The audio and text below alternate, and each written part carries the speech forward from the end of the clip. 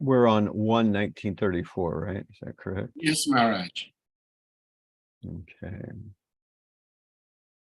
All right, so dear devotees, thank you all for being here today. Today we are very much blessed. We are so fortunate. We have His Holiness Chandrasekhar Swami Maharaj with us today, and he will be taking us through the sweet nectarian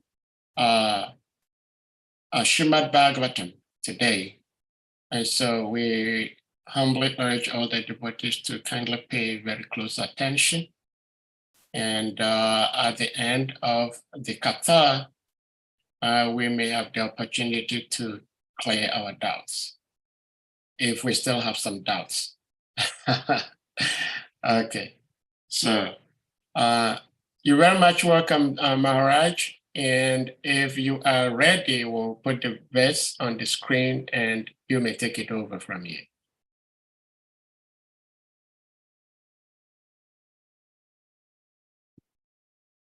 Can you all still hear me? Yes, Maharaj, we can hear you. Okay, good. So I think I'm all set up now, finally. Okay. All right, so all right, so thank you all for attending this Zoom meeting. Today we are discussing Srimad Bhagavatam. And let me get to where I'm recording.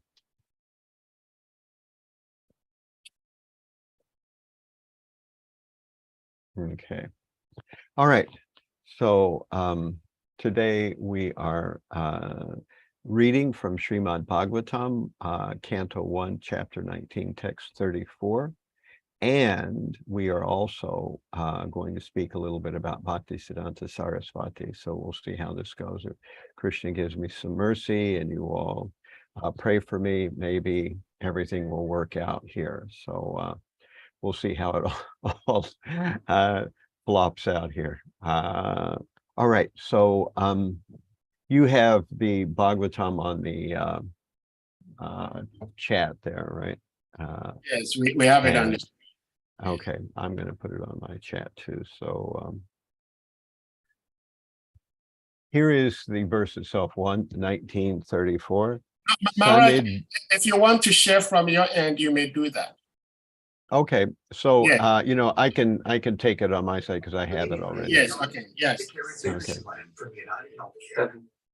Okay, so here is the verse itself. One simple plan for the low monthly premium. Somebody is talking, or there's some recording going on. Sorry. Okay. I muted. Okay. Sanidyate mahayogin patakani mahantyapi sadyo nashyanti vaipungsam Vishnu eva suretaraha. I'll read it again. Sanidhyate mahayogin patakani mahantyapi sadyo nashyanti vaipungsam Vishnor eva suretaraha. Okay, so this verse, the translation reads, just as the atheist cannot remain in the presence of the personality of Godhead, so also invulnerable sins of a man are immediately vanquished in your presence, O saint, O great mystic. So here's Prabhupada's purport. There are two classes of human being, namely the atheist and the devotee of the Lord. The devotee of the Lord, because of manifesting godly qualities, is called a demigod, whereas the atheist is called a demon. The demon cannot stand the presence of Vishnu, the personality of Godhead. The demons are always busy in trying to vanquish the personality of Godhead. But factually, as soon as the personality of Godhead appears, by either his transcendental name, form, attributes, pastimes, paraphernalia, or variegatedness, the demon is at once vanquished.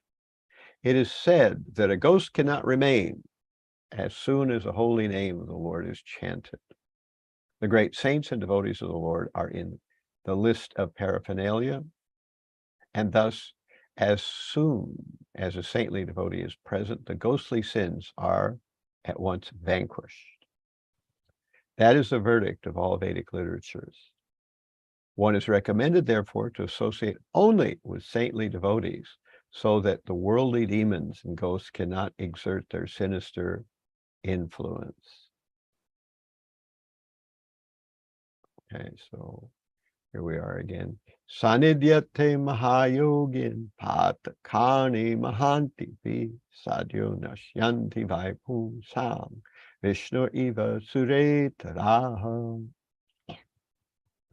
Just as the atheist cannot remain in the presence of the personality of Godhead, so also the invulnerable sins of a man are immediately vanquished in your presence, O saint, O great mystic. So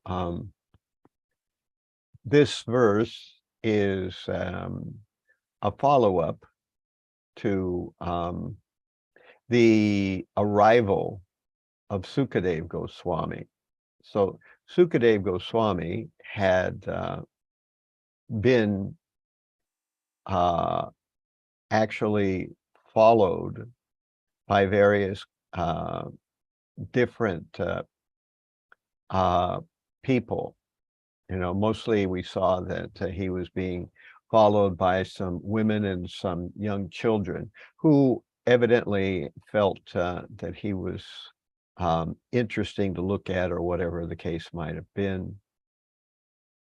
And as a result of that, he basically seemed to be like some kind of ghostly or unwanted person, you know, that he was not at all, you know, the saintly person that we know him to be. Now, why this was happening was because he was undisclosed to those people who were not able to understand who he really was. That was the problem. But when he appeared in the assembly at the place where Parikshit Maharaj was fasting, when he appeared there, at that point, everyone got up and began to offer him obeisances. So therefore, immediately it was understood what his true qualifications were, what his true qualities were. This was not previously understood, but it was understood when he arrived, and everyone was immediately taken with him. So this is the way that sometimes spiritual life works, that we are unable to understand something until there is some adjustment. So in this case, that was what was happening to Sukadeva Goswami. He was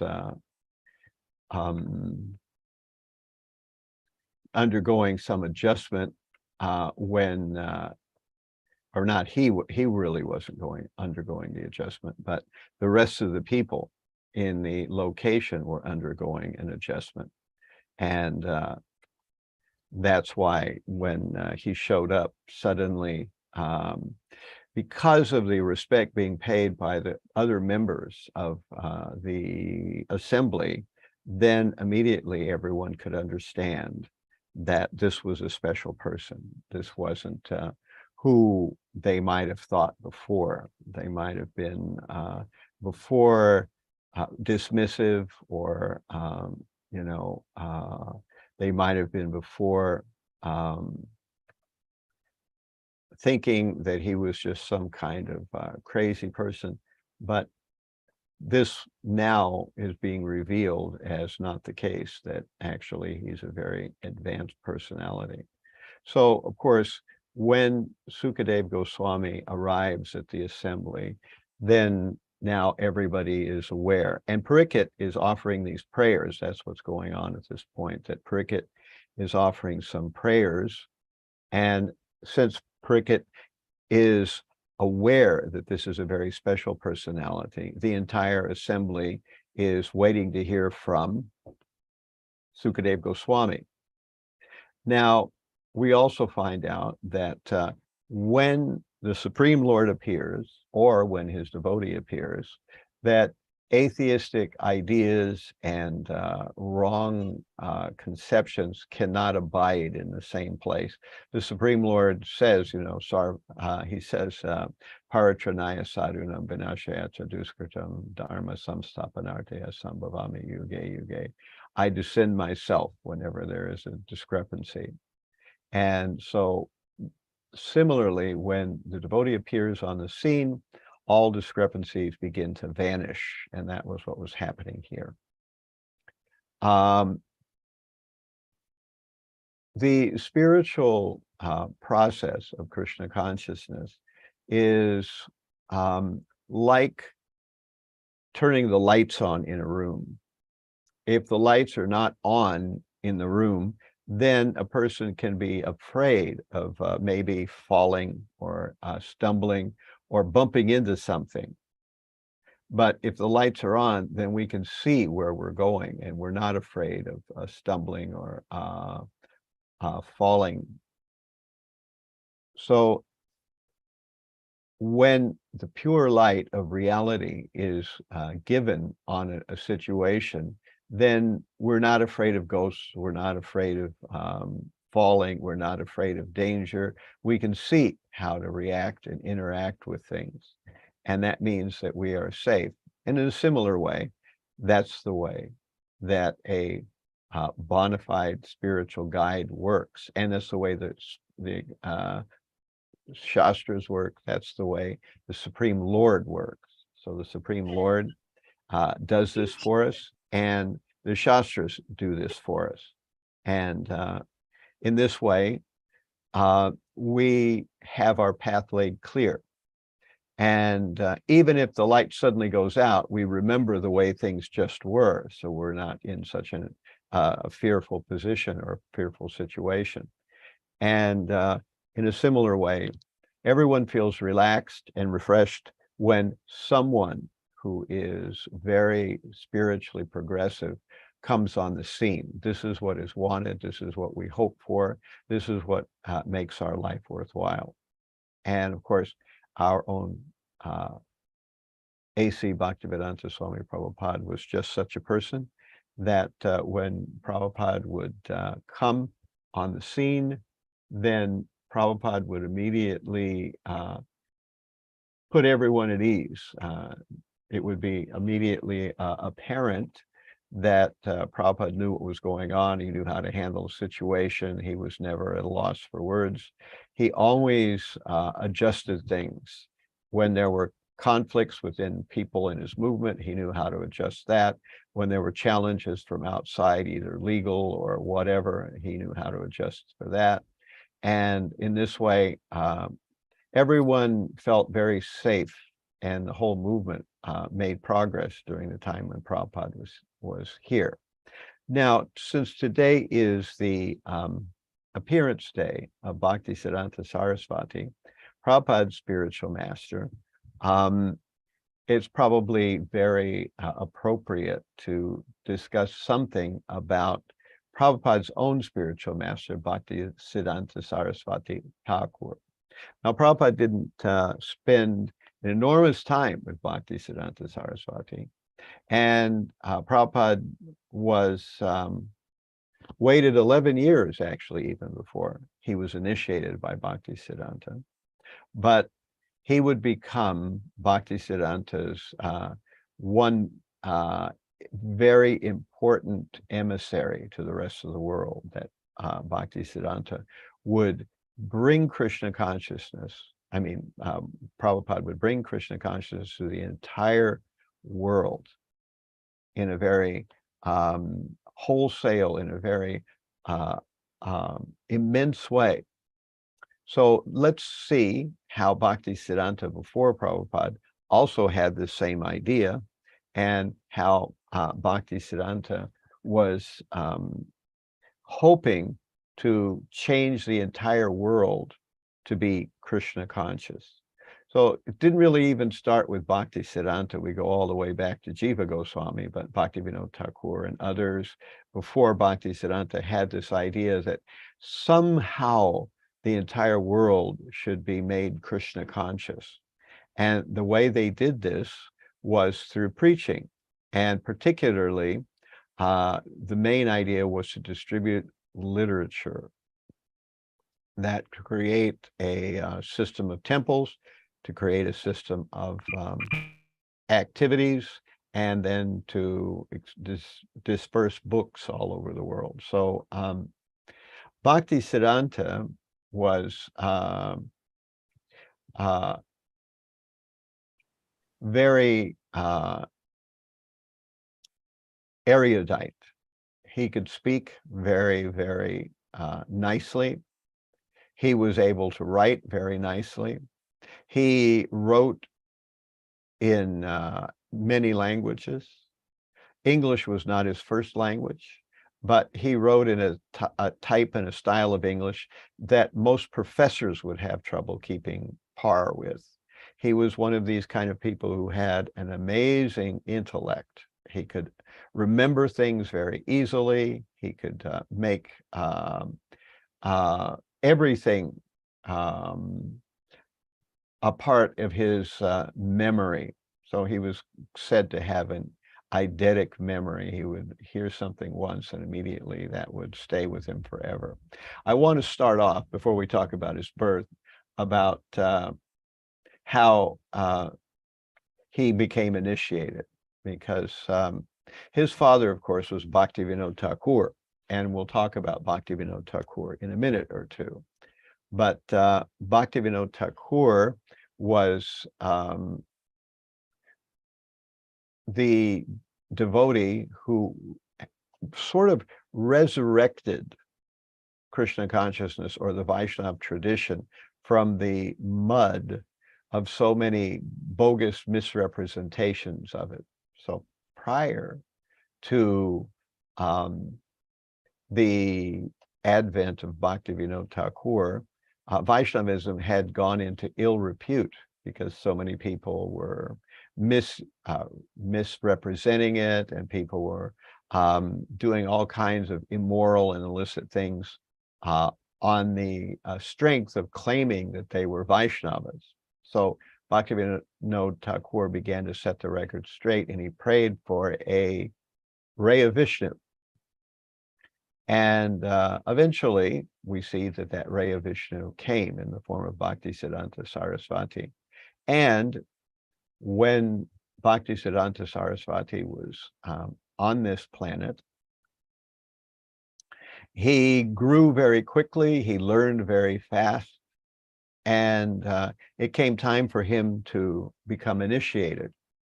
And so even at an early age, he was involved in printing and editing, and he became attracted to Gaurikishore Das Babaji. And Gaurikishore Das Babaji was a disciple of Jagannath Das Babaji.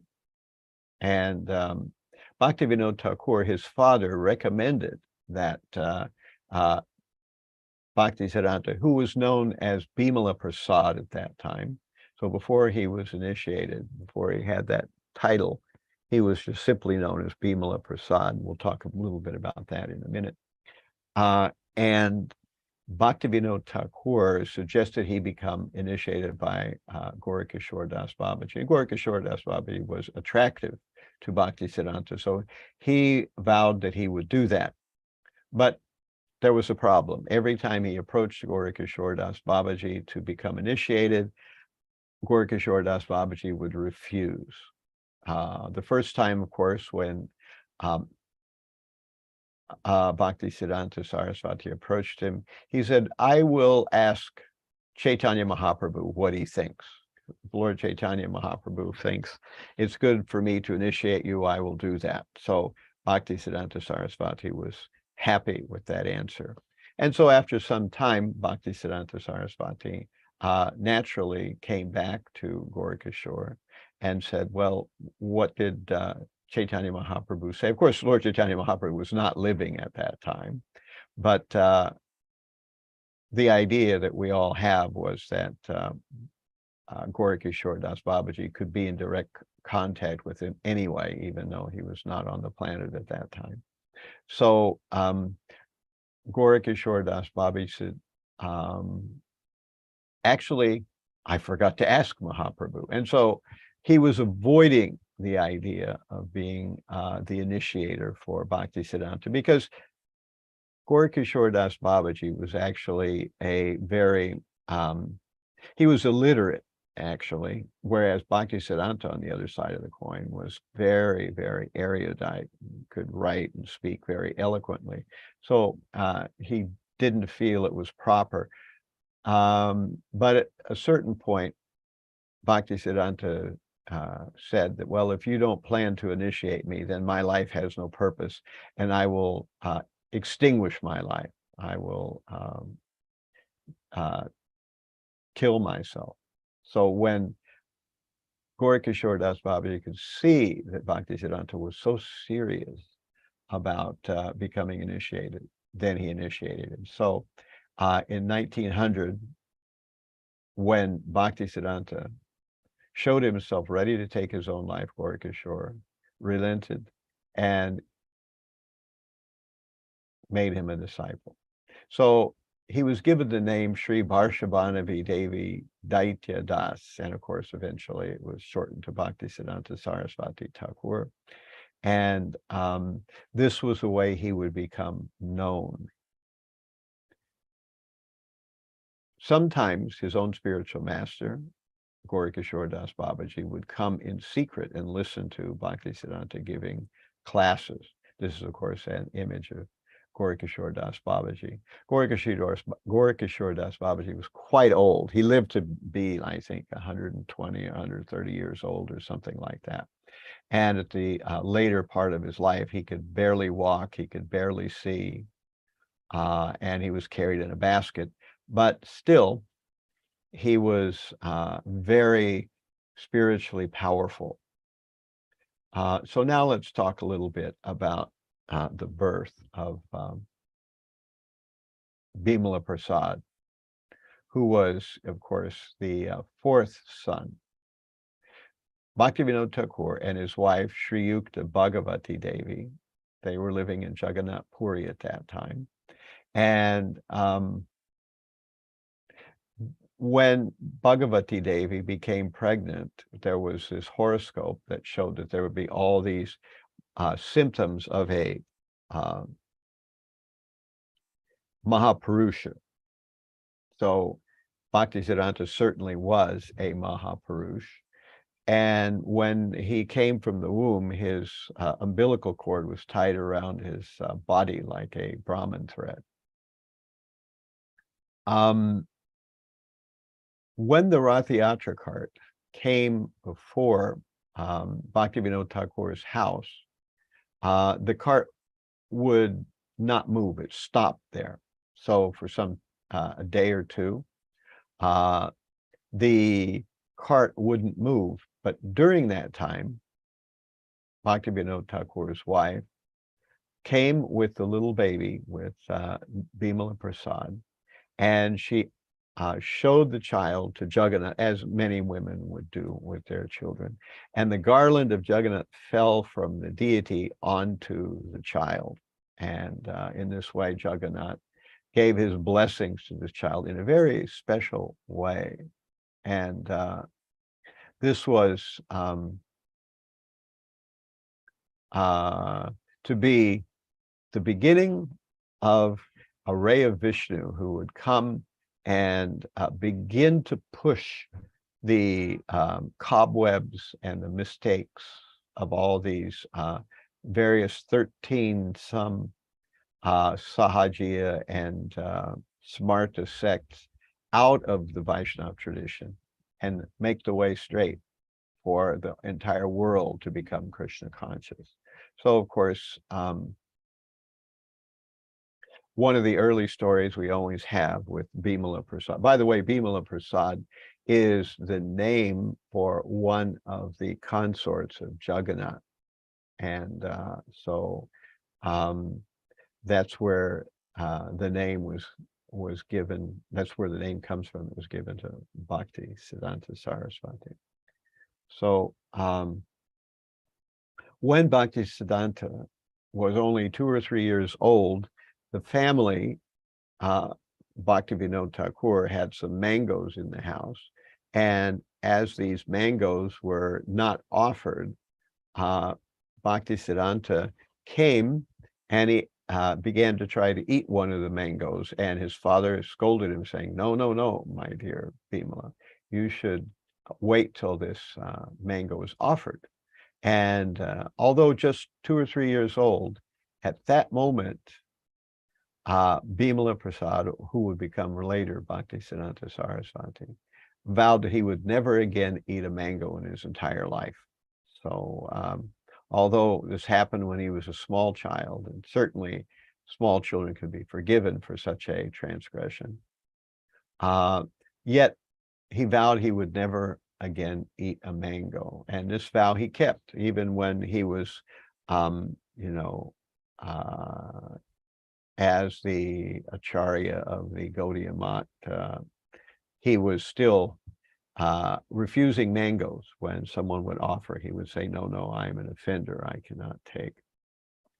So another important episode in Bhakti Siddhanta's life is a time when he decided that he would chant, and he decided he would chant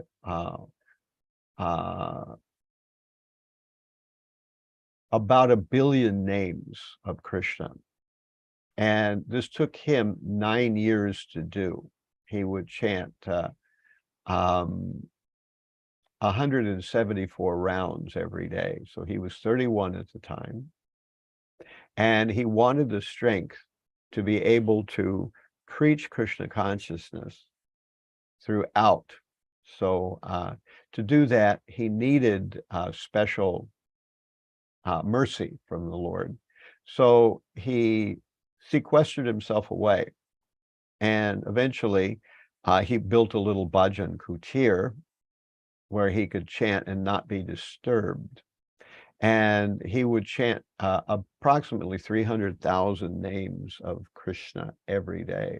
This was an enormous effort, and it took, enormous part of the day. He didn't hardly do anything else. And when the rains would come, eventually the roof of his bhajan kutir began to leak and it started to drip water on him. So instead of fixing the kutir, he simply got an umbrella and put the umbrella over him. And when the roof would leak, then the umbrella would keep him from getting wet. So he didn't bother to repair his bhajan kutir. By the way, a bhajan kutir is a place where devotees perform usually nirjana bhajan, where they move away from society. They simply spend time by themselves, usually to develop an extreme focus on hearing the holy name, which is actually what Bhaktisiddhanta Saraswati did. So there was another episode where there were some brahmanas, the Karma Jada Samartha brahmanas, who wanted to put forward the fact that one cannot simply, chant Hare Krishna, and one cannot simply engage in devotional service. One has to be born in the right caste. One has to study the Vedas with various material qualifications. And they were creating an enormous stir. This was taking place in Midnapur. Finally, a debate was scheduled to discuss who was really a Brahmana, who was a Vaishnava, which was higher, a Brahmana or a Vaishnava. And Bhaktivinoda Thakur was supposed to be the speaker to counter in debate these karma jata smartas. He was supposed to be the speaker. However, Bhaktivinoda Thakur, if you find out or read about his life, you'll discover that many, many times Bhaktivinoda Thakur was very ill. So he became ill and he could not attend the debate. So he called out in his sickbed, is there no one who can defeat these karma jata smartas? And Bhaktisiddhanta, his son, said, yes, I will defeat them. And so it was settled that Bhaktisiddhanta Saraswati would go and debate with these karma jata smartas. So in an interesting turn of events, Bhaktisiddhanta initially began to glorify the Brahmanas, which was very much appreciated by the Brahmanas. They were thinking, oh, this man has come here to refute our philosophy, but he seems to be agreeing with our philosophy. And he was saying how special Brahmanas were, how important it was, what they were doing for the world, et cetera, et cetera. And when he was speaking like that, he paused, and then he began to describe what a Brahmana actually is. He began to describe the actual qualities, which they themselves really didn't measure up to. And then, of course, he began to describe that a Brahmana is a stage on the ladder to becoming a Vaishnava. And he gave so many shastric or scriptural texts that describe this process of going from being a mere Brahmana to becoming a Vaishnava, that everyone was taken with his knowledge of scripture, his erudition, etc. And the Brahmanas were smashed. The karma jata smartas were unable to answer in any kind of authoritative way. The crowd immediately became taken with Bhaktisiddhanta, and they lunged forward to grab the possibility of taking dust from his feet. But Bhaktisiddhanta was not accustomed to giving the dust from his feet, so he pulled his feet away.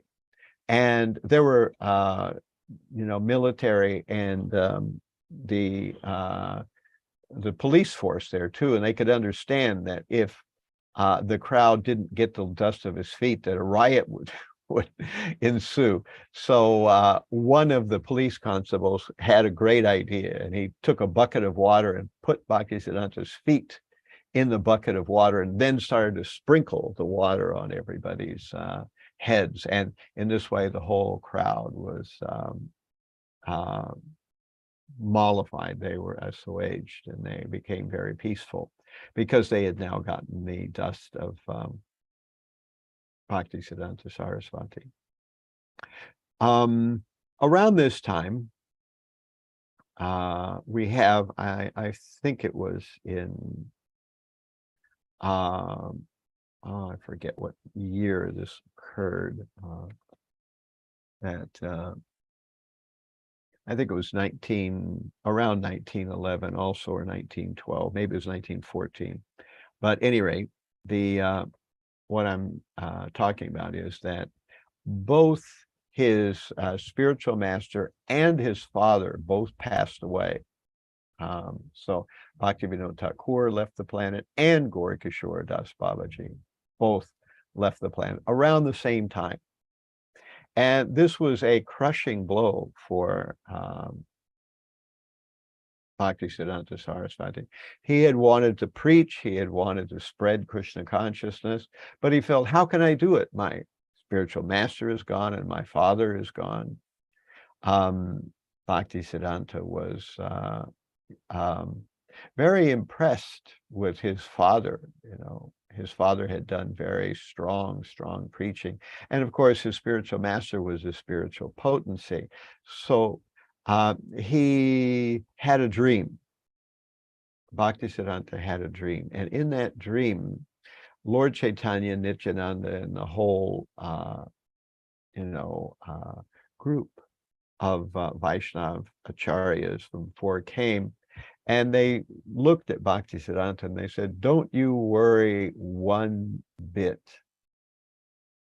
that if you just preach, everything will come. You will get money, you will get men, everything will come. And all you need to do is to preach Krishna consciousness. And so this gave Bhaktisiddhanta the feeling of assurance that now things would take the right course.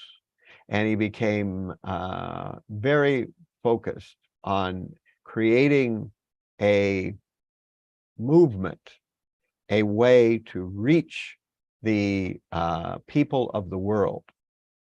So shortly thereafter, in 1918, Bhaktisiddhanta took sannyas, but now his father's not living, and his guru's not living.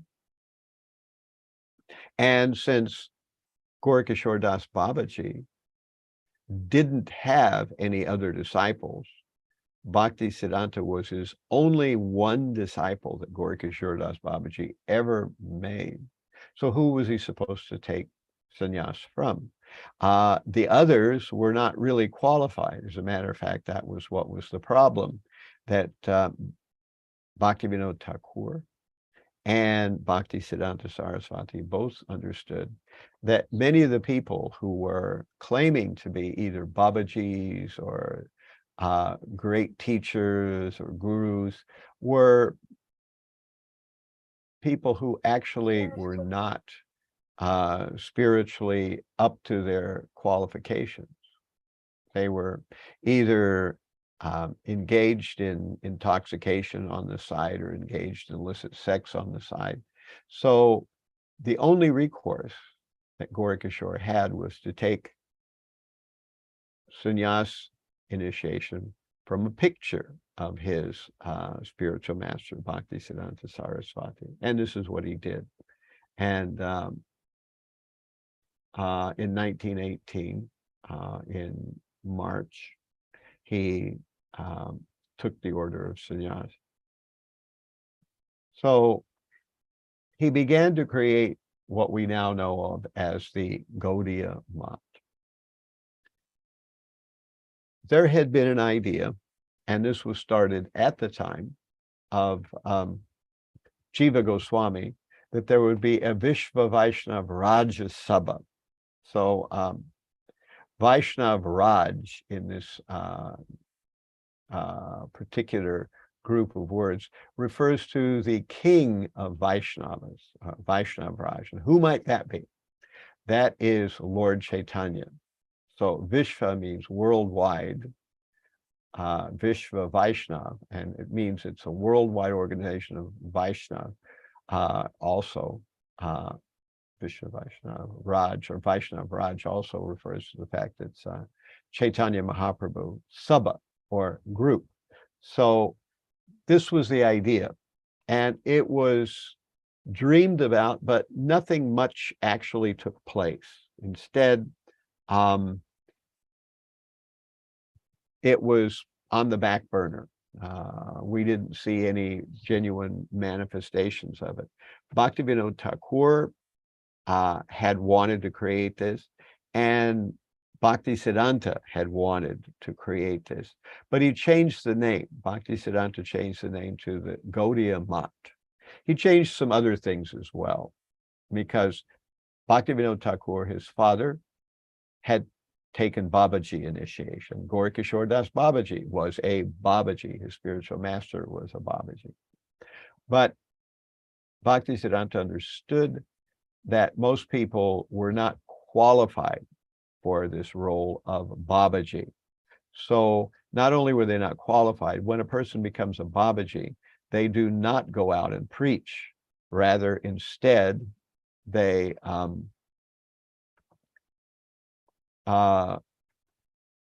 become sequestered. They stay alone in a place and they work on their own bhajan, their own chanting. So this would in no way create a worldwide movement. But sannyasis, they do travel, they do preach, and this could be a worldwide movement if you're a sannyasi, if you had a whole team of sannyasis going throughout the world. And this is what Bhaktisiddhanta Saraswati envisioned, and he began to preach very strongly. He opened various temples or mats in various places, eventually 64 of them, and he began to meet various dignitaries, and he wondered how this would go beyond the shores of India. How would this movement, how would this message be translated? How would it be evangelized in the rest of the world? So there would be an answer for this. He did many things that others considered wrong because they were against the lesser important things of Shastra.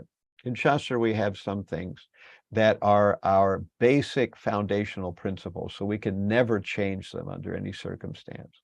But there are many aspects of Shastra, very many aspects of Vaishnava activity, which do change according to time, place, and circumstance. So according to some Vedic traditions, the sannyasis never wore any sewn cloth. They never traveled in any conveyance. They would never go across the sea. There were so many restrictions. But Bhaktisiddhanta realized that if we follow these restrictions, he could not meet the people that he wanted to change to Vaishnavas. He would not be able to do it. That's why nobody had done it up to that point. So he made very many unusual and first of steps, like riding in a motor car, which at that time was something that people would take exception to, especially in India, that how could a important preacher be riding in a motor vehicle, you know. He wore shoes. He did other kinds of things that were not considered appropriate by others. He tried to work out a system so that the British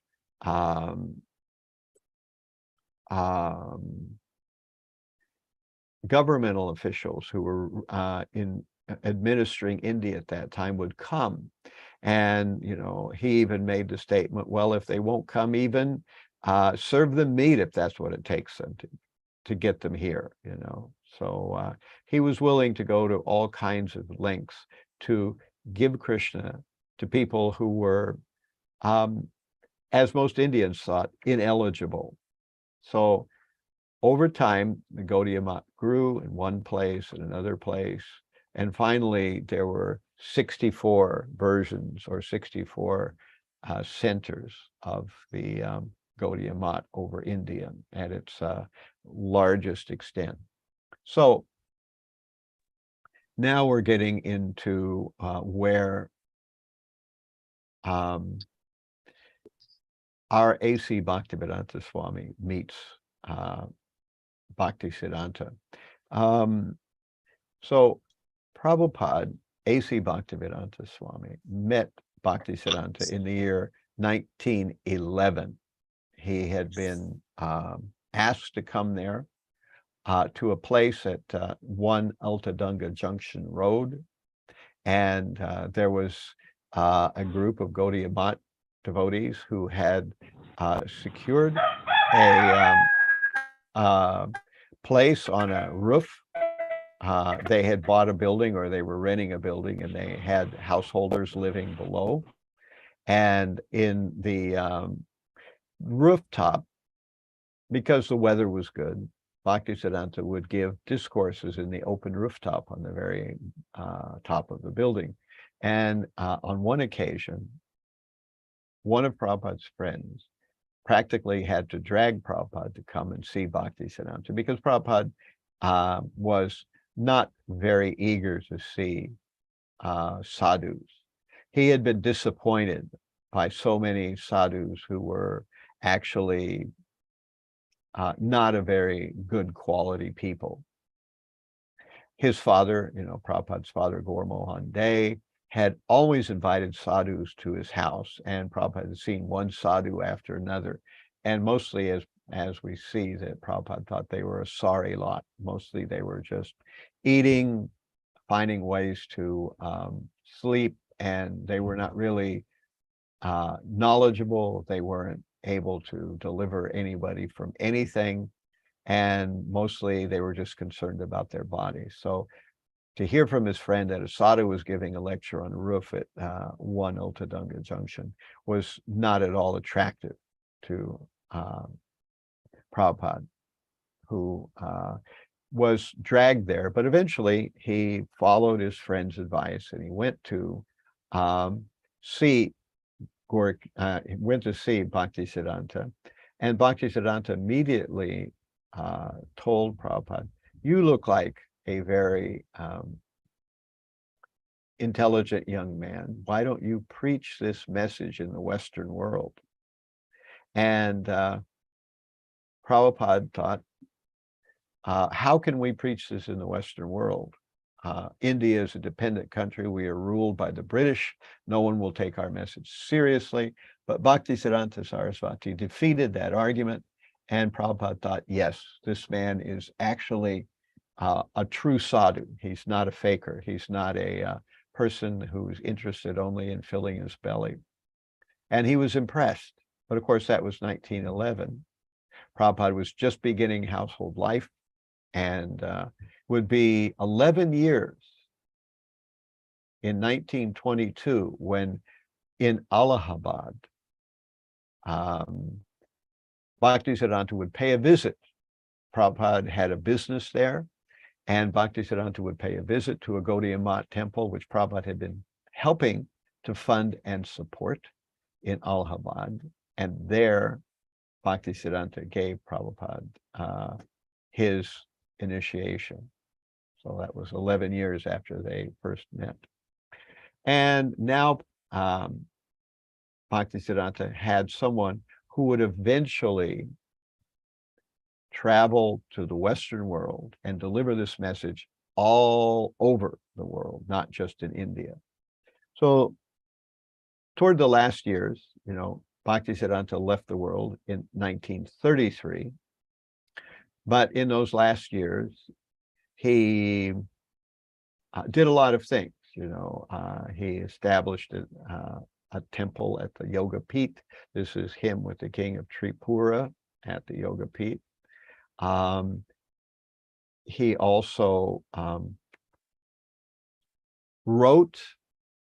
There was many things that Bhaktisiddhanta wrote, and he, in earlier days, he was an astrologer. He was gifted, but he gave up astrology because he felt that it was not essential to spiritual life.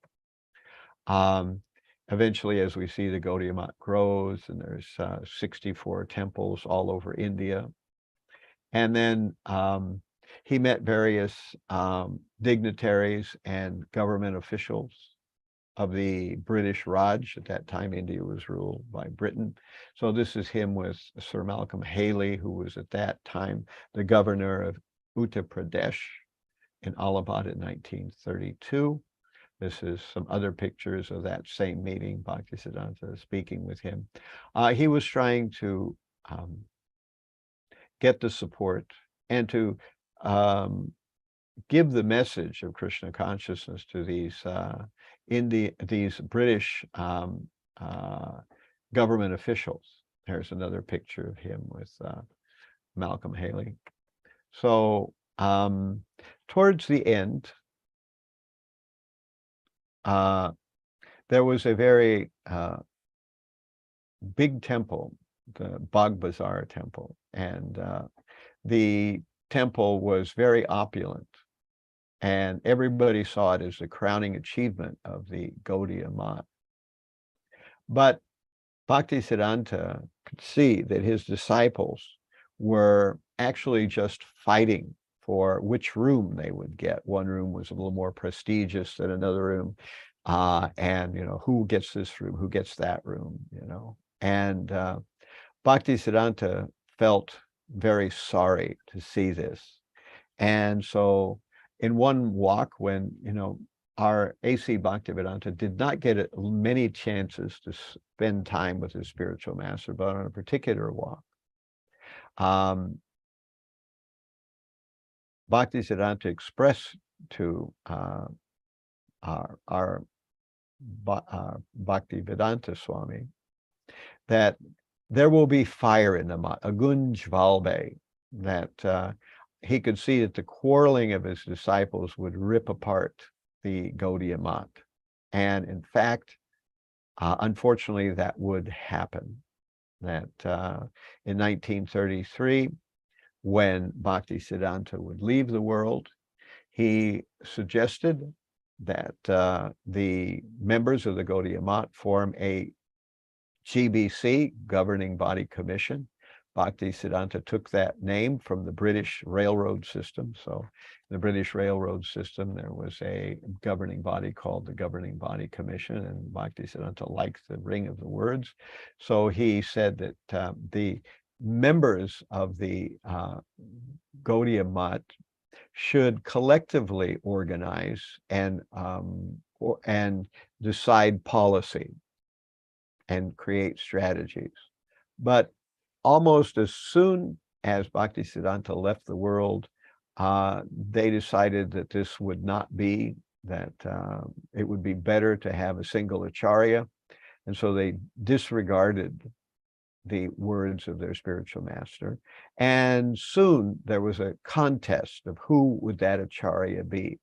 And eventually the Gaudiya Math did in fact break into many pieces.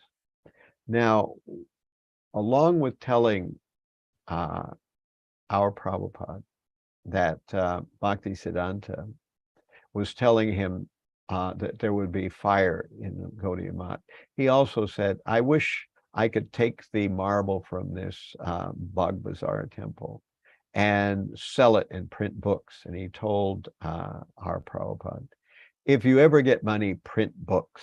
And so this is what A.C.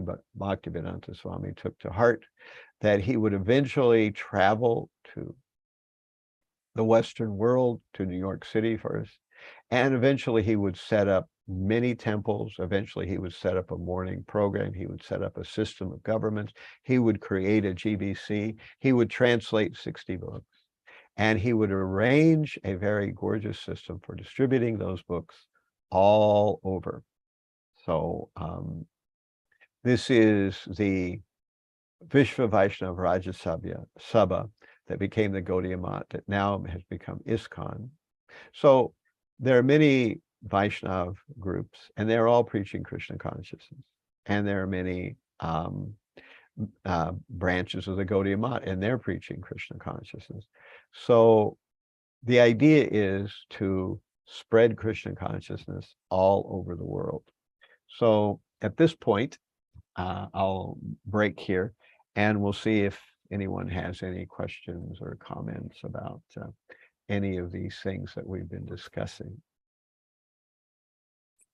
Thank you so much, Maharaj, for such very elaborate job you did on Bhaktisiddhanta. I wish you could share the PowerPoint with some of us, if not all of us. Oh yeah, I can do that. I'll make a PDF version and drop it in. If you send me your WhatsApp, it's usually easy to do it that way. Yes, we'll do that. Thank you so much, Maharaj, for accepting to do that. So dear devotees, if anyone has a question, comment, realizations, you may do so now by raising your hand, physical hand, or then the hand emoji, and you'll be asked to unmute. Thank you so much. Maharaj, I have a question. Okay. From the PowerPoint you shared on Srila Bhaktisiddhanta. Mhm. It appears to me, well, I've been saying this, I do not really, nobody can understand Krishna, but sometimes it beats my mind, my little carnal mind, why Krishna sometimes appear to be very apathetic. For Krishna to look on to see his great servants like Sri Bhaktivinoda and Gorkishore Das Babaji go through life with externally similarly painful health conditions beats my mind. That why would Krishna do that to his pure devotees? Krishna's saying, like Bhaktivinoda couldn't attend this important debate because of rheumatism. Yeah, And right. rheumatism to Krishna, it's just like a cotton ball. He could just kick it away, but he didn't. Why Krishna sometimes does that? Please, Maharaj, help. Okay, so Krishna, you know, could make the entire world Krishna consciousness in the blink, Krishna conscious in the blink of an eye. Yeah. But he doesn't do that.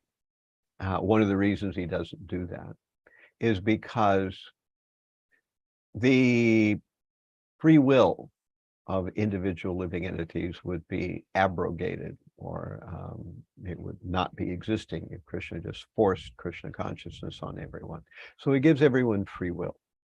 Now, when Krishna decides to create a movement to bring Krishna consciousness to the world, like the Vishva Vaishnava Rajya Sabha or Gaudiya Math or whatever, then Krishna also gives certain devotees a certain role, you know. Bhaktisiddhanta, we see that he did all these things, but he never actually was able to bring Krishna consciousness outside of India. He sent a handful of disciples to London, but nothing really, you know, materialized from that preaching in London. But when he sent A.C. Bhaktivedanta to New York, a big thing emerged. Now, Bhaktivedanta Swami, our spiritual master, he said that I've only accomplished 50% of my mission, that I wanted to establish Varnashram Dharma. So that apparently wasn't completed by A.C. Bhaktivedanta. So each acharya accomplishes some things, but leaves other things for the subsequent devotees to accomplish. So it will be like that for eternity. So the physical ailments and difficulties of the great acharyas are there. Partly, the spiritual master absorbs the bad karma. We know that at the initiation ceremony that the disciple brings with the disciple so much sinful backlog. And that sinful backlog is transferred to the spiritual master.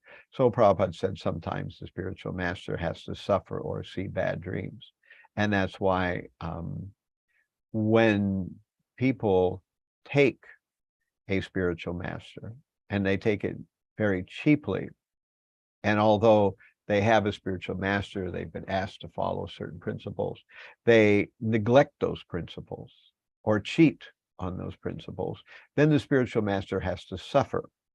And it's described in the Shastra that if a disciple is a very serious renegade, then the spiritual master should repudiate or reject that disciple. Otherwise, that disciple will bring down the spiritual master. And so Prabhupada himself, toward the last years of his life, our A.C. Bhaktivedanta Swami Prabhupada, was suffering from many things. And sometimes the disciples would ask, what's going on? He said, well, my one sin was I accepted too many disciples. So partly it's the process of the karma that the disciples brought at the time of initiation, and partly the bad karma that the disciples who are not following are heaping upon the spiritual master that causes the great saints to suffer. We see Jesus Christ suffered, Bhaktivinoda Thakur suffered, and Bhaktisiddhanta had a assassination attempt. At one point, he was going to go and have a hernia operation. So he evidently had, like many men do, had a protrusion through his abdominal wall. And this hernia had bothered him for some time. And he was going to have that hernia removed. But he learned, actually he was told by a well-wisher, that there were certain brahmanas who were envious of him, and they had paid the doctor to do the hernia operation improperly so that Bhaktisiddhanta would die. And of course, when Bhaktisiddhanta found out about that, he decided to forego the hernia operation. So we see all these things happening. When Prabhupada came to India at one point, he was in one place in India, he was gored by a bull. So these are kind of things you would think, why would this happen to a devotee, much less a regular devotee, a pure devotee? Why would it happen? Well, Krishna reminds everybody that we don't belong here in the material world.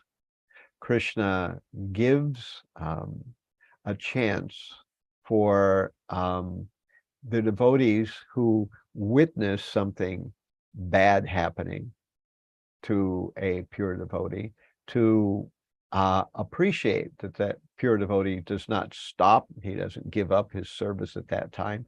He continues with his service, even though some kind of physical tragedy happens. Of course, that physical issue may keep them from doing a particular kind of service, but nevertheless, the Supreme Lord then gives the devotees a chance to serve the Guru during that time when the Guru is sick or incapacitated in some kind of way. So that gives an opportunity for service. And I think another important aspect of why sometimes, the physical ailments are visited upon a great spiritual personality is this fact that Krishna uses these difficult situations kind of like a spotlight, to put a spotlight on the devotee. If great devotees had only wonderful things happening in their lives, then people would think, well, it's easy for them because they don't have any of these bad things happening in their life. I have bad things happening in my life. Of course, I'm sinful. I'm doing all kinds of unwanted things. So naturally, according to karma, bad things are happening in my life. But that devotee, if he had these kind of issues that I have, he would certainly not be as high and mighty. He would not be following so nicely. He would not be preaching. But Krishna is showing that even if someone is a great exponent of Krishna consciousness, they may themselves have difficulties happening to them, and they preach anyway in some kind of way. They ignore the difficulties of their body, of their situation. And this shows that devotees are not fair weather sailors, that they're ready to serve Krishna in thick and thin, in happiness and distress. And in great distress, then people see wow, if the devotee is still continuing to try to push on Krishna consciousness in that very awkward and a very distressful situation, how motivated must they be to please the Supreme Lord? So this is why, you know, things like we have the episode with Jesus Christ being nailed to a cross, that still he's trying to preach even in a situation where he is being abused in the most despicable way. And, you know, we see that also other acharyas have the same thing happen. Haridas Thakur, though he was a great chanter of the holy name, was being whipped publicly in a marketplace. So sometimes the Supreme Lord allows these seemingly external, malefic and very painful or disturbing events to happen in the lives of devotees to show that A, they're not fair weather sailors, to show that they're willing to serve Krishna even in adversity, that they are taking the karma of their followers, and they're taking the karma of new initiates as they're coming into the fold. So all these things, I think, are answers to your question. Well, thank you so much, Maharaj, for the wonderful answer you gave to my question. But from your answer, I think it may be very, very important that devotees in ISKCON especially, particularly, be informed about the consequences we as devotees put on our spiritual masters. Yeah. Because sometimes we take initiation and we think, well, I have somebody to drop off my negative karma on him or her, and that is the end of the story. But these are the very people we claim to love. And if we continue committing offenses, doing things we're not supposed to be doing, we're creating problems for these gurus. That's right. And in that case, it appears to me that sometimes, I may be wrong, but sometimes some people want to, at all cost, become initiating gurus, knowing the dangers of this. Of course, somebody has to take that role to help. I mean, here I took initiation, and by taking the initiation, I'm being helped. I'm here still trying and struggling to be a devotee. But I do not see why somebody will be, like, quote unquote, dying to become an initiating guru. There's a controversy. I don't want us to go there because this is a very special day. It's the appearance day of Bhaktisiddhanta. But I think maybe from time to time, if there could be some sort of workshop done for devotees from different parts of the world to understand the real impact of being a disciple to a guru, maybe that might help us. Maharaj, what do you think? Yeah. Well, we have the ISKCON Disciples course, which kind of describes some of that territory. I think that in general, we don't spend enough time talking about the nature of guru and how the guru is our connection to spiritual life. And right now, to be honest, in ISKCON, there's a lot of controversy about exactly what we mean by a Diksha guru and what role the Diksha takes, what role the Shikshas take, et cetera, et cetera. So there is some back and forth. But I think in future years, as devotees meet together and discuss these things more and more, probably one thing will come out, or maybe 2 or 3 versions will come out, and in this way we will come to some deeper understanding. But certainly spiritual life is not a magical thing where, you know, you sprinkle some fairy dust and everybody becomes pure devotees. It's not like that. It's not like we have a guru and now he's our doormat that we can, you know, do whatever we want and everything will be good because the guru is taking all the consequences. Actually, that's what we have even in the New Testament, where we hear that you know, one should not crucify the Lord again afresh, leaving him to an open shame. You know, so the idea, of course, is that we have people like Jesus, like the spiritual masters, the great acharyas of any religion, coming to give spiritual teachings. We're supposed to hear those teachings. We're not supposed to just hear them in the right ear, and then they kind of spill out the left ear. They're supposed to actually be changed into our life. We're supposed to act on it. And therefore, if we're acting on it, then we may fumble, we will make mistakes. We may not live up to the mark right away. There's no harm there.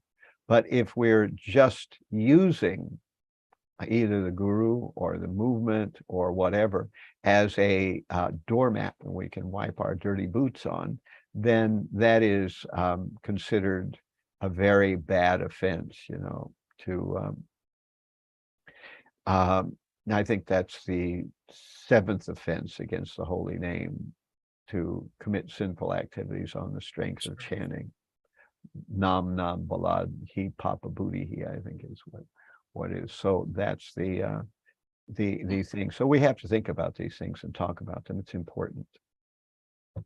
Looks like we've got a couple of questions here now. Yeah, yes, we do. Thank you so much, Maharaj. Devanand, please, you may unmute. Maharaj, Hare Krishna. Hare Krishna. One of my from this morning, what you were sharing, which Is it was possible to very. turn on your camera, please, Devanand Prabhu? Oh, sorry. I'm still having to.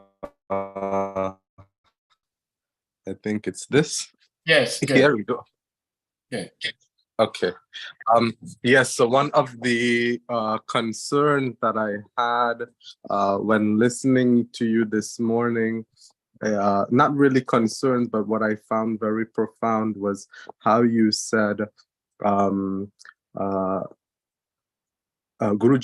Srila Prabhupada's, Bhakti Vinoda Saraswati, he could have directly spoken to Sri Chaitanya Mahaprabhu, even though he had passed on from this world.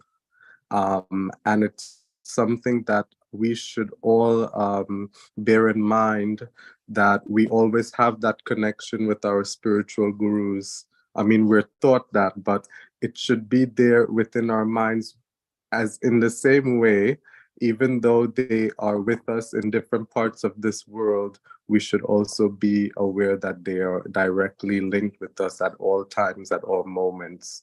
So I think from a devotee perspective, I'm saying it's so much easier when you're thinking of each action or each thought that you're doing, you're also sharing this with your guru, who is by extension none other than Bhagwan Sri Krishna.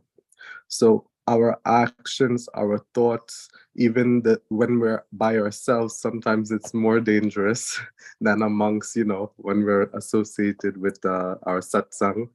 It is so important for us to always keep that, even though not using the jap beads to chant Hare Krishna, but our minds always remain in this mode that he's able to hear our thoughts and see our actions, whether or not we think we are being seen or not.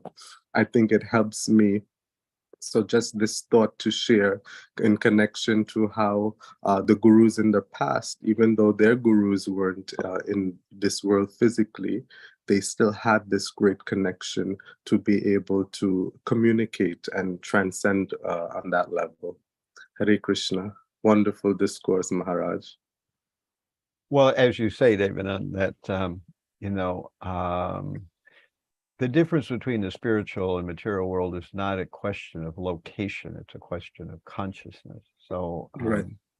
we are with Krishna even right now, but because most of us, at least me, have so much material covering that Yeah. we can't see Krishna except in a very abstract, in a very distant way, what to speak of Sure. past acharyas or so. But as Krishna consciousness goes on, that changes and we become, able to connect with Krishna much more directly and eventually enter into Krishna's pastimes. That can even happen in this body, Right. but for most people, it doesn't happen that way.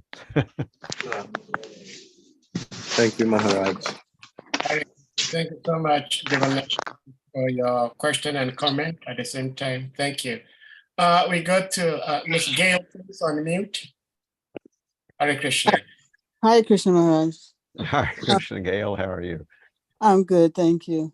Yes, my question is about this, the subject of the guru taking on the karma of the disciples, Mhm. So what I've heard is that actually, the actual fact is that actually does not happen. It only happens if the guru is taking on disciples maybe for not the best of reasons and is not correcting the disciple when he should. At that time, Krishna will make the guru take his karma, because otherwise, the question arises, why would Krishna do that to his pure devotee who has lovingly tried to steer the conditioned souls to Krishna's lotus feet? Why would he reciprocate with that service by giving his pure devotee this suffering? Mhm. So I was wondering if you could respond to that. Okay.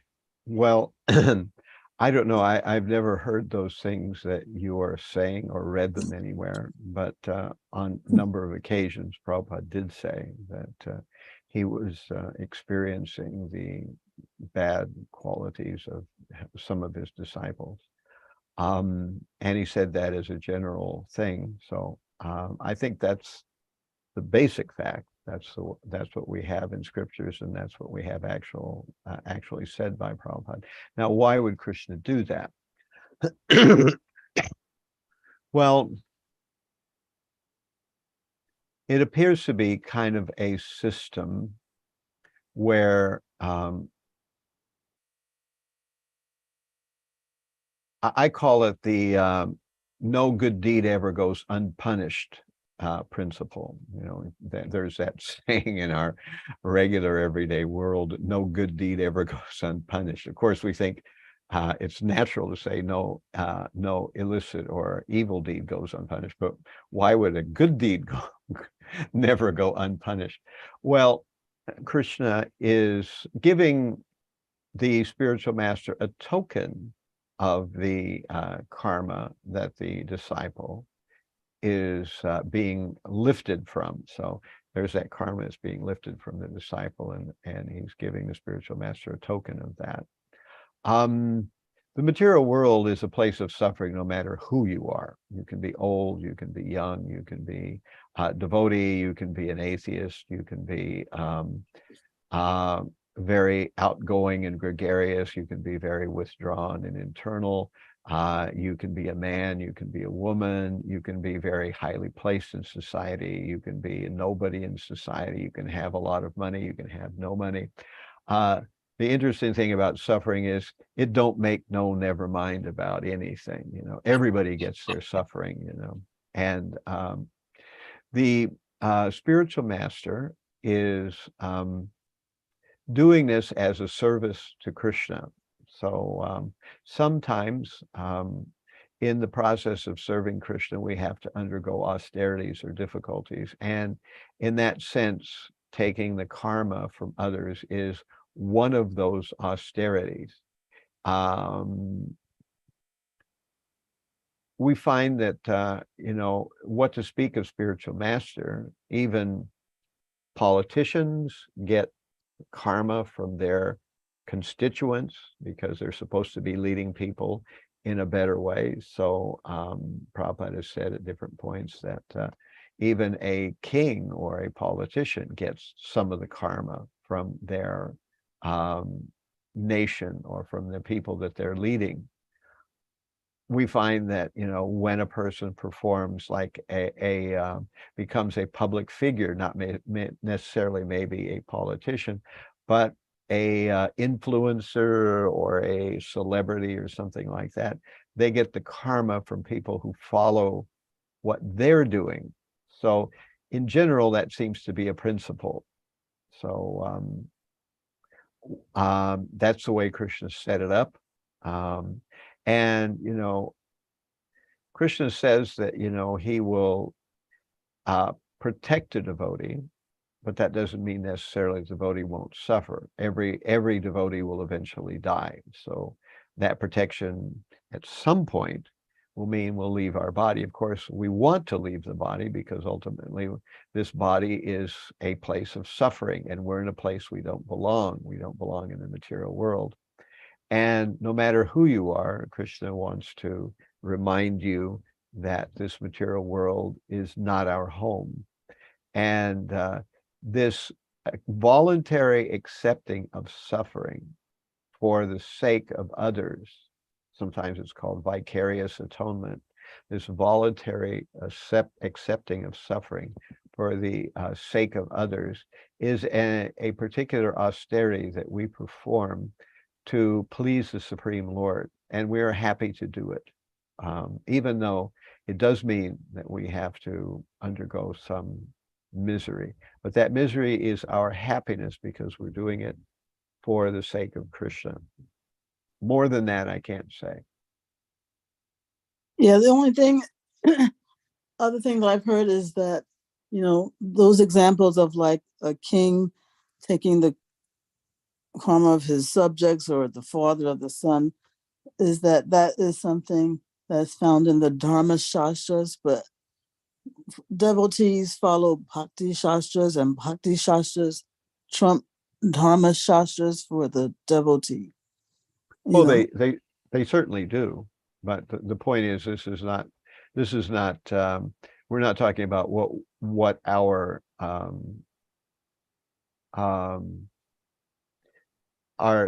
process is. Dharma Shastras just explain how suffering comes about, and to some extent, Krishna does not remove all the suffering that the devotees could undergo. He does diminish it, there's no doubt about that, but he doesn't remove it all. And of course, we can ask, if the devotee is fully realized and fully situated, not being the body, what does it mean to suffer? It means they're not suffering. Even if apparently another person in that same exact physical circumstance would be suffering, the pure devotee would not be. You know, that story that we just related about Haridas Thakur being caned in 22 marketplaces, you know, so he was being beaten severely by Muslims in 22 different marketplaces. The idea was that he was being beaten to death, but somehow or another he didn't die. And usually a person doesn't last 1 or 2 marketplaces when they're being subjected to this punishment.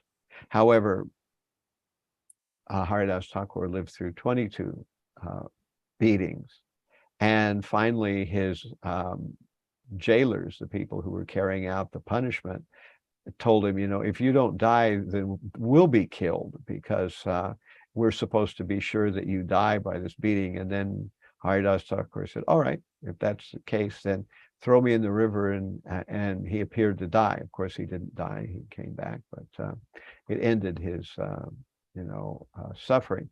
But later on, Chaitanya Mahaprabhu said that he appeared to Haridas, and Haridas could see that Lord Chaitanya's chadar was bloody. And he said, I took those blows, whatever that means. So we have that kind of understanding too. We're getting into territory where it's really hard to understand or explain exactly how these things work out. But we do know, at least I know from my own personal experience, that the sufferings that I undergo now as a devotee are nothing compared to what it was like when I was a non-devotee, and the things I went through. In some cases, the things I go through now may even be more physically difficult, but they don't create the same kind of desperation, pain, and depression that they do when a person has nowhere to turn and nothing to cling to in a time of difficulty. But again, more than that, I really can't say. Yeah. Okay, Maharaj. Yeah. I mean, I when I heard this thing that this is like a misconception that that Krishna gives the disciples karma to the guru, I mean, it was said with such conviction, and that there's no shastric reference for his doing that, and I hear you and others say other things. I'm just wondering, where is the correct thing? Is there shastric it's for it or not? Prabhupada said it a number of times. I don't know where Prabhupada got it from. I have never read it directly in Shastra, but Prabhupada himself said it many times. So that means something to me. And I know that generally people from the Gaudiya Math and people from other, outside of ISKCON have their, ways of thinking and talking about things that are very different from the kind of way that is presented to us in ISKCON. So they're welcome to their opinion. This is the opinion that I got from Prabhupada. If you can find somewhere where Prabhupada said this is a mistake or this is a misunderstanding, then I'm willing to look at it. But oftentimes there's a motivation people have for bringing these kind of issues up. In the Gaudiya Math, they feel that we can never fall from Vaikuntha.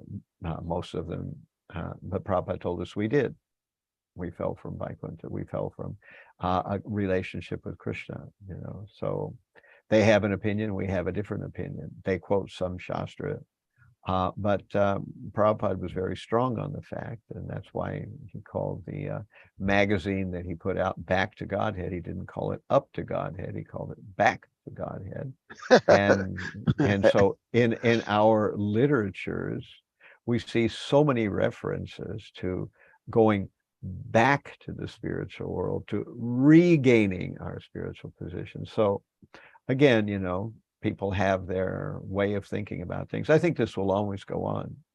The people will quibble about some of these things, but we have the Acharya, Prabhupada, and although I don't know, I've never read a place where Prabhupada specifically quotes where this information comes from, but he did quote it a number of times, and I don't know of any place where Prabhupada gave us this information that this was some kind of a false notion that the spiritual master accepts the karma of the disciple.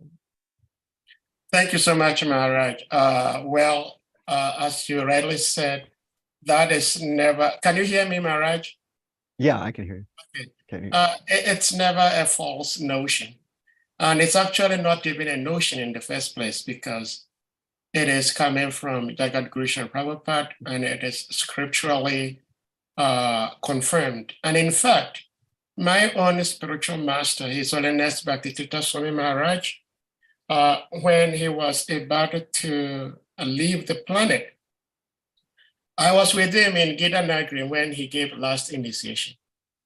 And when he was giving last initiation, he said, I'm already sick, and this initiation I am giving today is enough to take me out of this body, because I'm accepting so much karma. And I do not know what somebody has read, what somebody has heard from wherever. I am a married man. I have a wife. I have children. And whatever my wife and children do, somehow or other, I get affected. So what to speak of spiritual connection, where Srila Prabhupada says that there is a divine connection, a divine line of connection between Krishna and his pure devotees that many people do not see. And so there is a connection between the disciple and the spiritual master, whether we like it or not. And that, when we say initiation, initiation means that we are being introduced to that system, to that line, that parampara.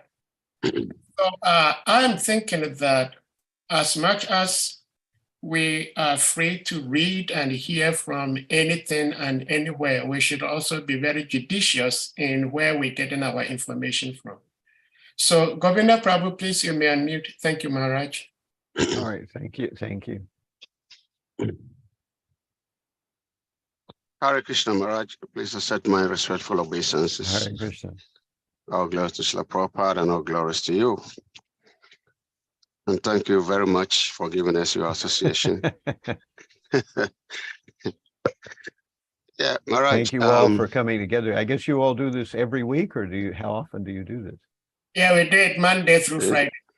Oh, you do it Monday through Friday. You do it every day Every on the day. weekdays. Yes. Every day. Wow. Yeah. Yes, Maharaj. You rightly mentioned of Hardasakor being beaten. They tried to kill him, and he was not dying, and people were worried. And then he asked them to throw him in the water. And later on, Chaitanya Prabhu, all the beatings that went to Hardasakor was actually absorbed by Chaitanya Mahaprabhu.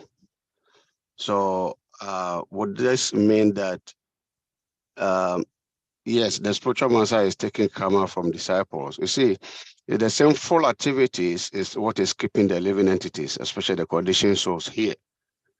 So if the spiritual master like Sri Prabhupada and your good self, other gurus are taking so much disciples and absorbing all this karma, if the karma is actually going to them, they will not go back to God. They will stay here because it's because of the karma that we are here. So if you are taking from me, then where are you going?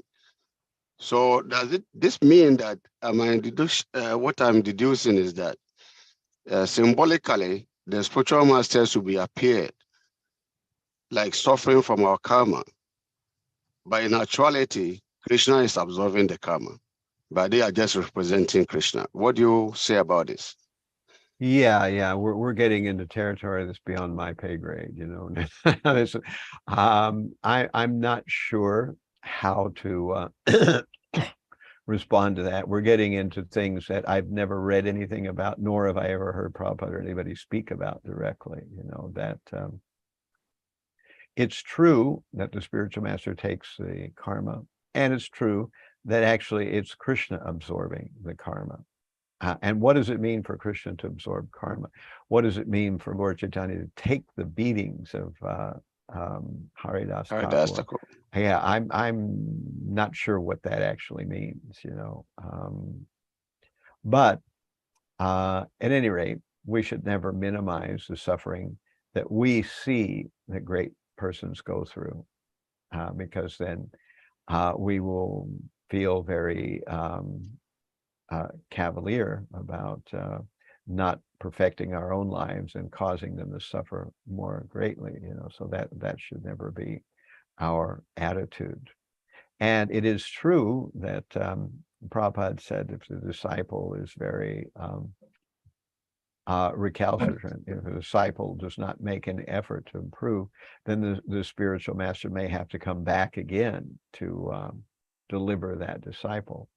And again, that's one of the reasons why there is that scripture that if the disciple becomes very unresponsive, then the spiritual master should repudiate or reject that disciple. That's written in the Sri Krishna Bhajanamrita by Narahari Sarkar. That idea is there. Although I don't know of any spiritual masters that have done that. I know Prabhupada did that with a couple of disciples.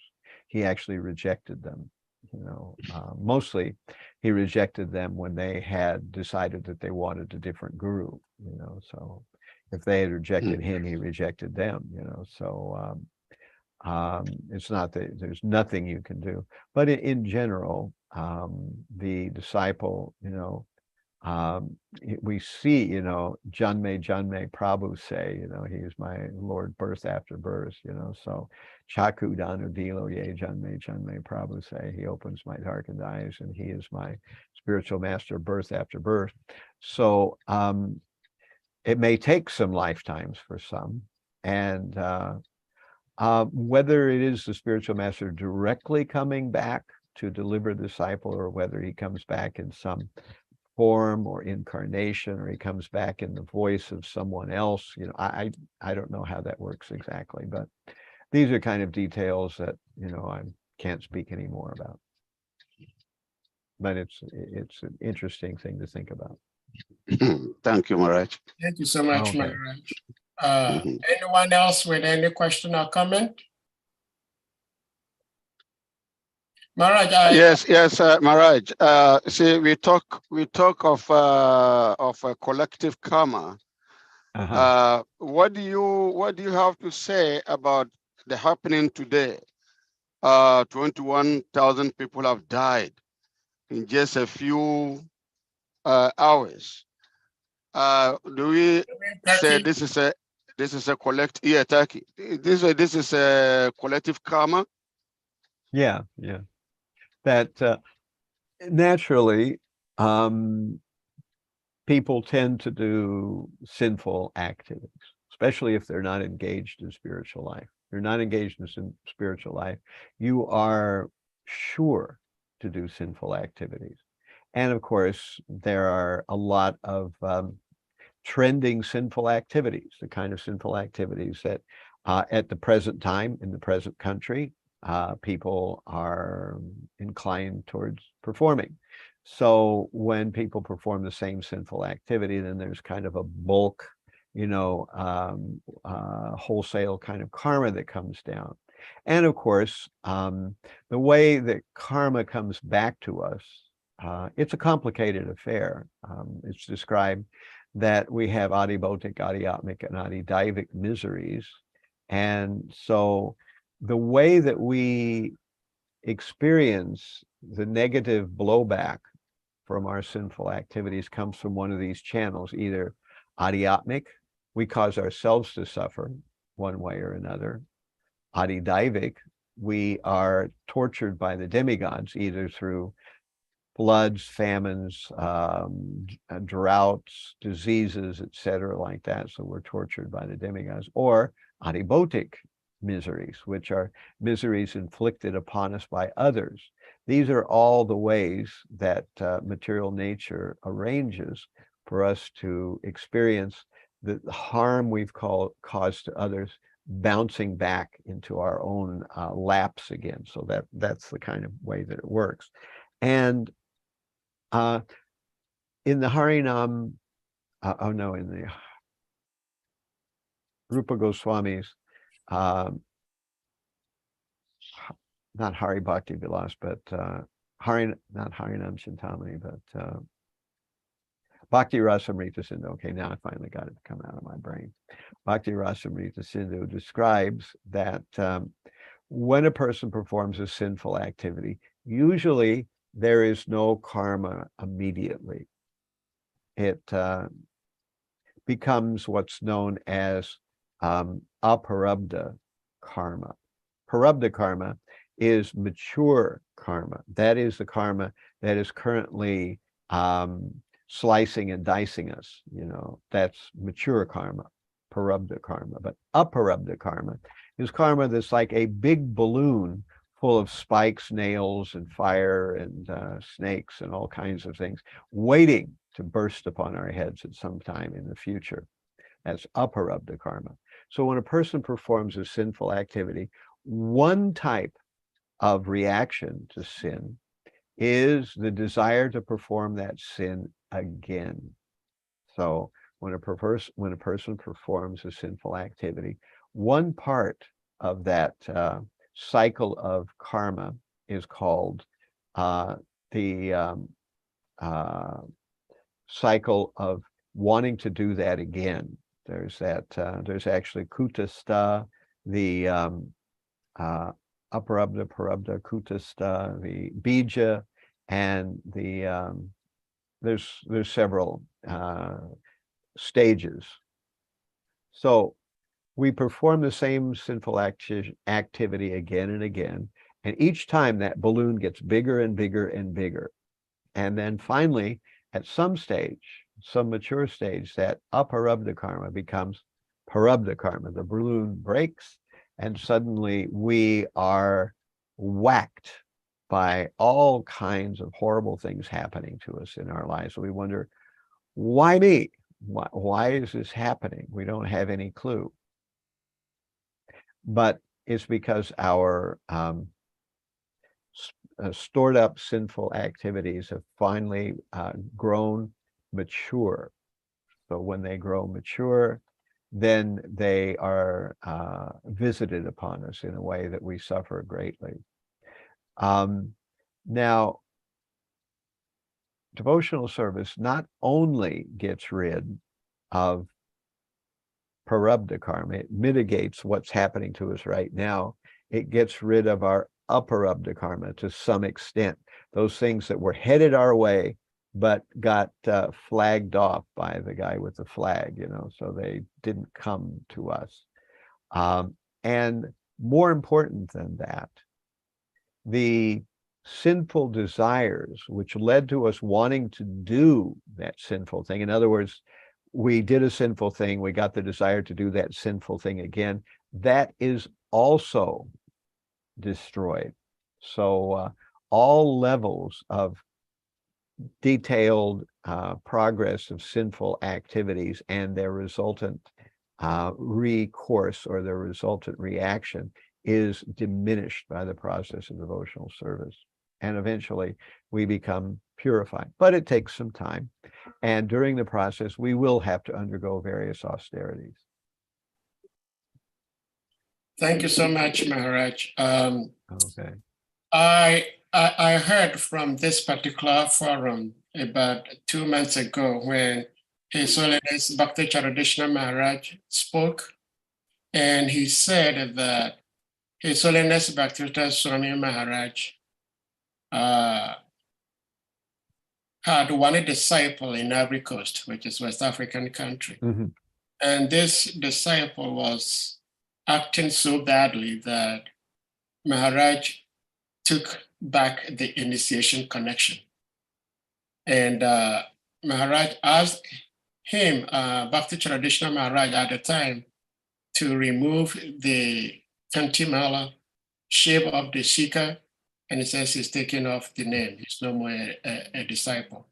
And Maharaj also told us, when I was in Ghana, West Africa, Maharaj told us that anytime he hears that any male devotee has beaten up the wife, he's going to disown that disciple.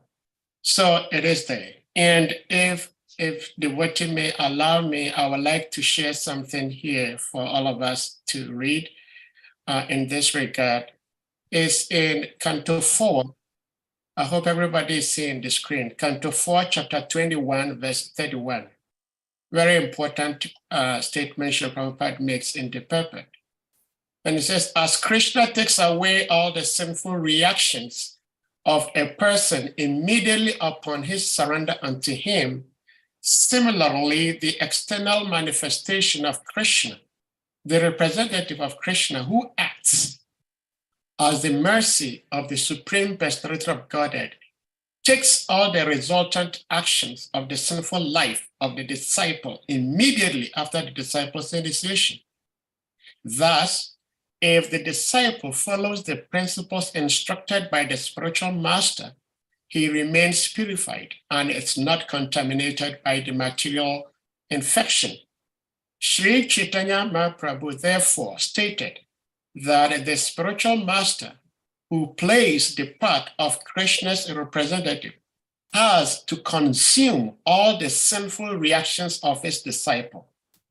Sometimes a spiritual master takes the risk of being overwhelmed by the sinful reactions of the disciples and undergoes a sort of tribulation due to their acceptance.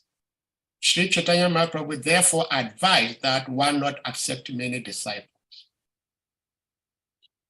Thank you for that. That's very good. That really puts the issue there. Yes. Drop the reference to that in the chat, and I'll copy that too. Thank you so much, Maharaj. Thank you so much. Rasalila Priya Devi, please, you may unmute, please. Hare Krishna Maharaj, thank you so much for the wonderful lecture. Thank you for your time with us today also. I'm not sure, is there time for a question or? Yeah, I'll do one more last question before we're going up on 2 hours now. So thank you.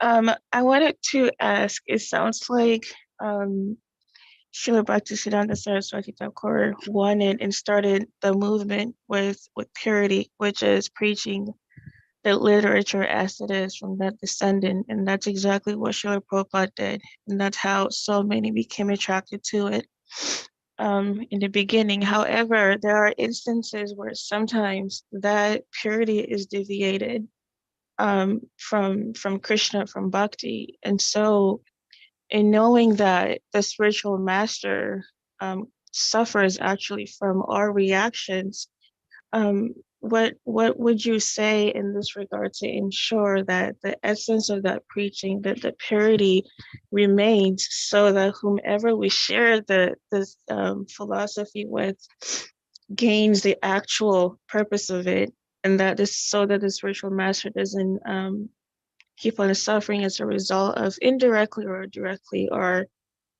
misdeeds in this way. Thank you, Maharaj. Hare Krishna.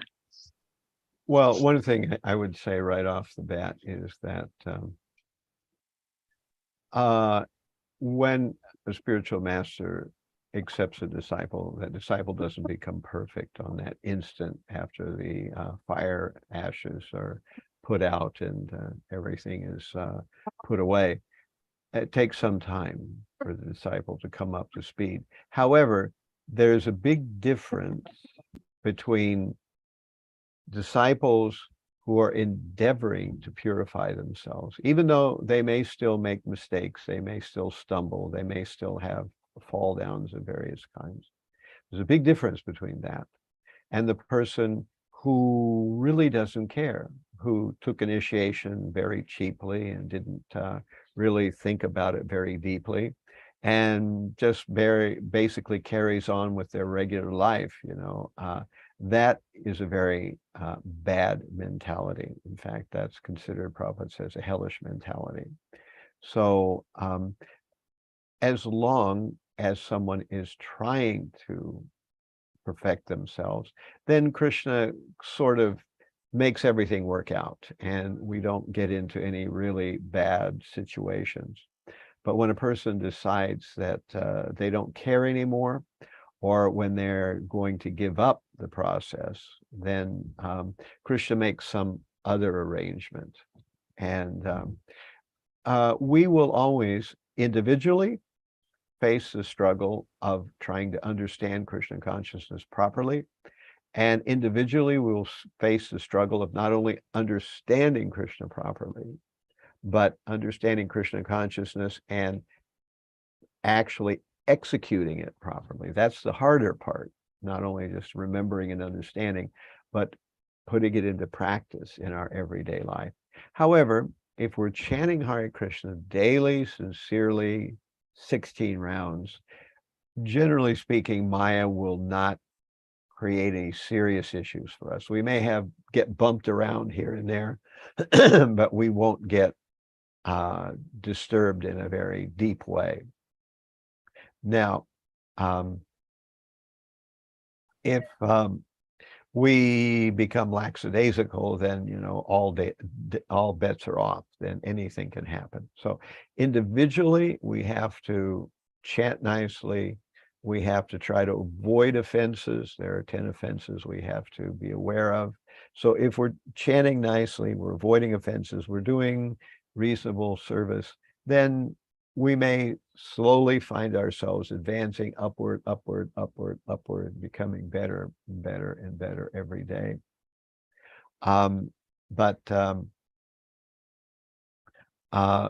If we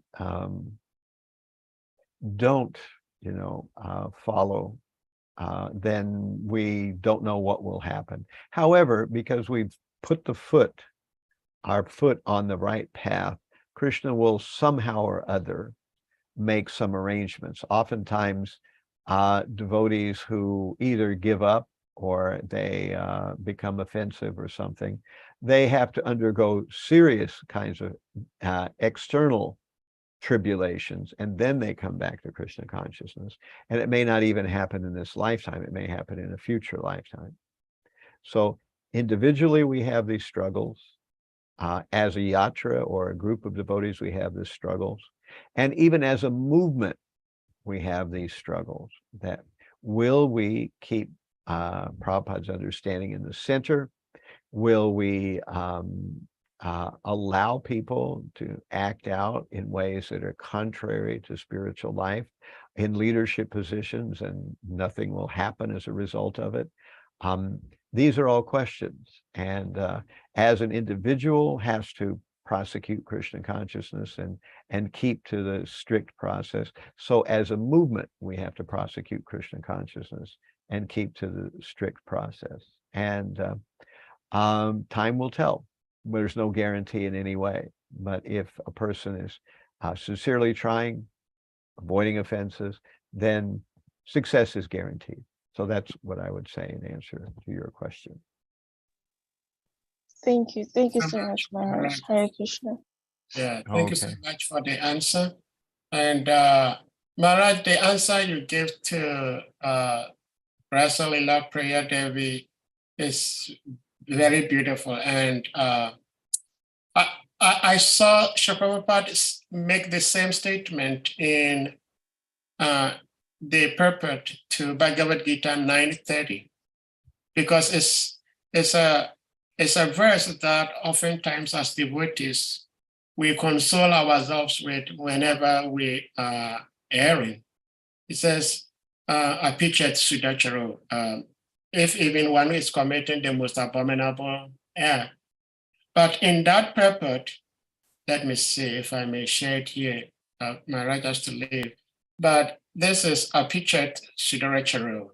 Yeah. Even if one commits the most abominable action, if he is engaged in devotional service, he is to be considered saintly because he's properly situated in his determination. So in the purport, Srila Prabhupada says in the SRIMAD Bhagavatam, it is stated that if a person falls down but is wholeheartedly engaged in the transcendental service of the Supreme Lord, the Lord, being situated within his heart, purifies him and excuses him from that abomination.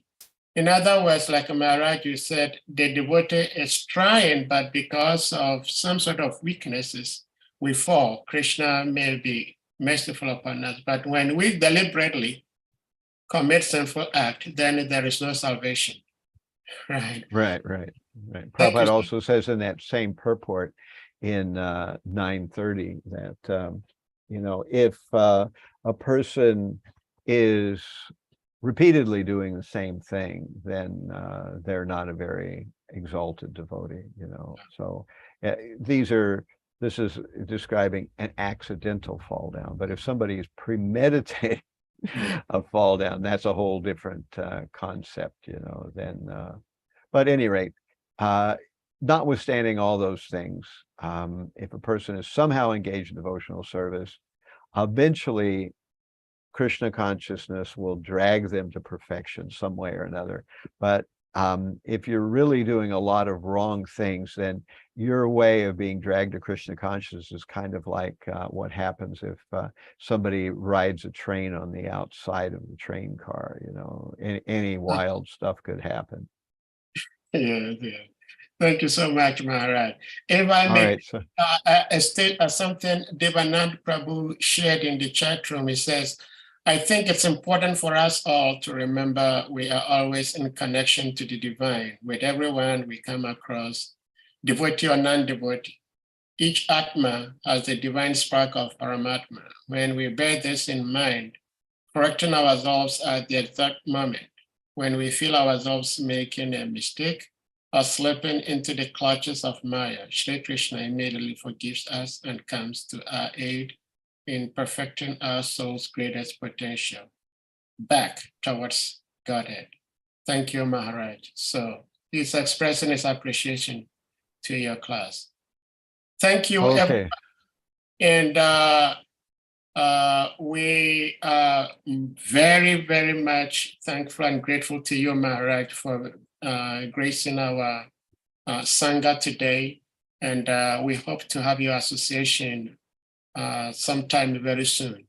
So at this point, we're going to humbly request all the devotees to kindly unmute, and then we all chant Hare Krishna Maha Mantra to express our appreciation to Maharaj.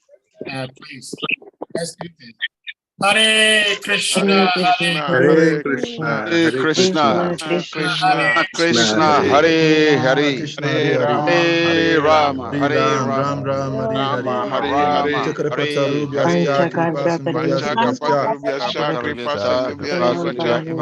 Kirtanam Pavanabhyo Vaishnavyo Namo Namaha. Jai. Hare Krishna. Chandrasekhar Swami Maharaj ki Jai. Hare Krishna to all of you. I thank you all very much for making this a regular event in your daily lives. Hare Krishna. Hare Krishna.